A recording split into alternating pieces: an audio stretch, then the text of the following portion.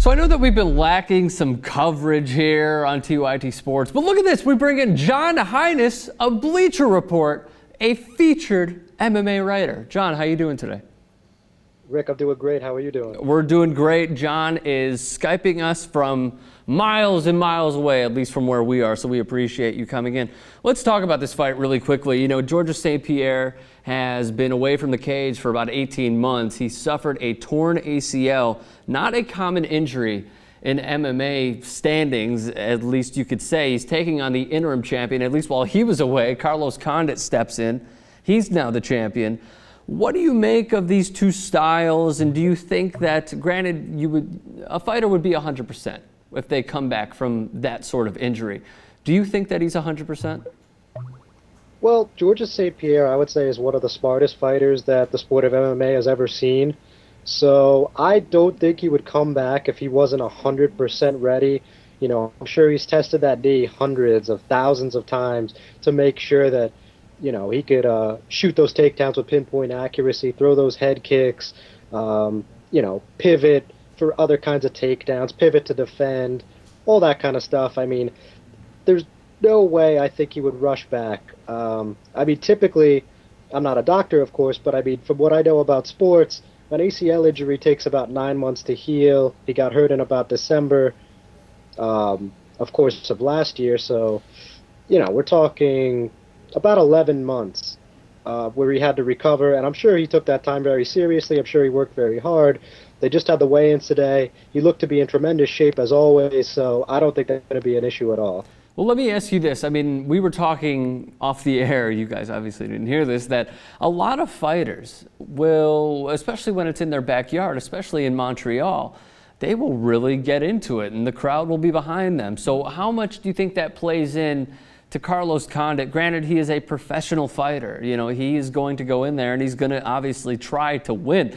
But isn't that another hurdle, I guess, in Carlos Condit's fight plan, that maybe, you know what, going into his backyard is going to be tough? I mean, obviously, I'm sure if it was up to Carlos Condit, the fight wouldn't be in Montreal, Quebec, Canada tomorrow night.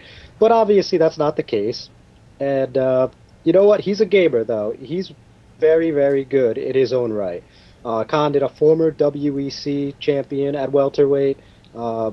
He's got 28 career wins, 26 of which he got finishes. That's why they call him the natural-born killer. He's so good at putting guys away. And he's extremely well-rounded, too. You know, out of those 26 finishes, 13 submissions and 13 knockouts. I mean, obviously, you can't get any more well-rounded than that. So, you know, as far as Montreal playing a factor, I mean, I'm sure he's going to be able to overcome whatever the crowd has to offer. Let me put it that way. He has not lost a title fight, by the way. He is 5-0. Let me ask you this about Condit. Why do a lot of people have this sort of criticism that, granted, he is a finisher, but it seems like people have this criticism, whether it's his tactics, his technique. I mean, why do people hate on a guy that has a perfect record and can clearly finish guys? MMA, like, I guess you could say this about any sport, but I mean, I particularly believe in MMA, it really comes down to what have you done for me lately? And the last time Condit fought was for the interim title against Nick Diaz at UFC 143, I believe that was. And the problem there is that he wasn't in your face throwing, you know, crazy combinations, looking, you know, throwing strikes, looking for takedowns, looking to end the fight like he normally does. He was kind of just sitting back, waiting for Diaz to strike, and he would counter strike. There was a lot of movement, a lot of backing up, a lot of side-to-side lateral movement as well. But, you know, in a few words, what happened was he just decided to play a very defensive game plan, and it won him the fight, but in turn it lost him a lot of fans. So let me ask you this really quickly. I mean, it seems like at least the consensus is the wild card pick is to take Carlos Condit, although, and albeit, many people are going to take Georges St-Pierre. So, I mean, this shouldn't come as any surprise to you, John Highness of Bleacher Report. Let me ask you this. Who do you have winning this fight, and how do you have them winning it? Well, I have St-Pierre by unanimous decision, and I'm going to tell you why. You know, he's been talking a lot about how he wants to get back to the quote-unquote old school George St-Pierre, the guy that used to put people away with arm bars and vicious punches and elbows on the ground. It's been a long time since GSPs put anyone away, though. The last real, and I say that in quotes, but real finish was, I believe that was UFC 74 when he fought, UFC 79 when he submitted Matt Hughes with an armbar. Since then, I mean, it's been a lot of decisions. He does have a corner TKO where BJ Penn's corner threw in the towel at UFC 94 back in 2009. But aside from that, it's been a lot of decisions, using his wrestling, using his superior top control.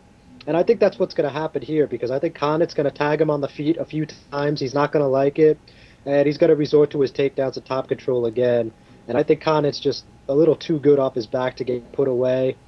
So, I think a lot of people realize this, but they're not saying it. I think this has a lot of potential to be kind of a boring fight, to be perfectly honest with you.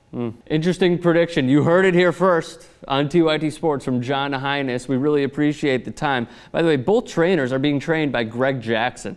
So he is completely taken out of this fight. He's not training either fighter. He's not working with either of them. So that's another thing to look at. Pay-per-view on Saturday, UFC 154, Georges St-Pierre and Carlos Condit.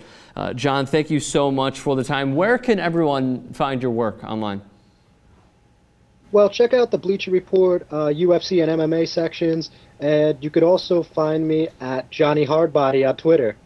There you go. Is it an avatar of you with like Arnold Schwarzenegger back in his prime? Your face on top of his body. Is that what it is? No, it's not. It's just me. It's 100% me. I can tell you that. Okay. I just gave you a suggestion for your avatar. Either way, John, thank you so much for the time, and we'll talk to you soon.